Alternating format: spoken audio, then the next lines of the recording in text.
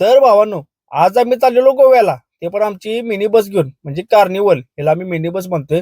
विषय म्हणजे याचं सगळं खटकापट जागावर पडते, म्हणजे की नाही बटन दाबले दरवाजा पण. मग आम्ही आलो जसवंतला बघा, कारण नेमका 26 जानेवारी होती आणि आम्ही घेतलो 3 किलो जिलेबी, ते पण गोव्यात द्याला, कारण गोव्यात आपल्यासारखं स्टॉल नसतात असं. मग काय हायवेला लागलो, नेमका आलो जरा पुढे, मला वाटलं काय हिंदी कसरी हरण्या पाहिजे चालल्यात का काय. ती नसून ती दुसरी कुठली तरी होतीच बघा. मग काय कोकणाच्या इथं बीपीसीएलला आलो कोकोला. टँक तेवढीच आम्ही 25 लिटर टाकलं, कारण गोव्यात चाललेलो. मग काय हवा चेक केली, ते लागलो बघा हायवेला. गाडी केली गोळी. विषय कसा आहे, या हायवेला लागलं का नाही, रस्त्याला म्हणजे हाय का नाही असं कळत नाही बघा भावानो. गोळीगत आम्ही पोहोचलो बरोबर बेळगावमध्ये 1.25 तासात. आणि नेमकं जेवणाची टायमिंग झालेली. मग म्हटलं हॉटेलला थांबूया. मग आम्ही प्युअर व्हेज हॉटेलला आलो.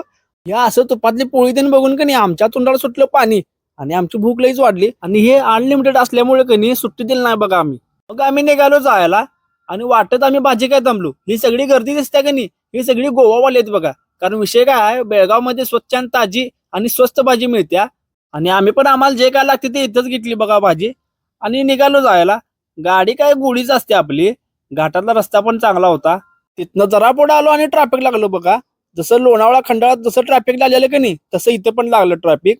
नेमकं 3 दिवस शनिवार रविवार सोमवार सुट्टी लागून आल्यामुळे की नाही लोक बाहेर पडलेली बघा. मग आम्ही पोहोचलो गोव्यात. तर व्हिडिओ आवडल्यास लाईक करा, शेअर करा, कमेंट करा.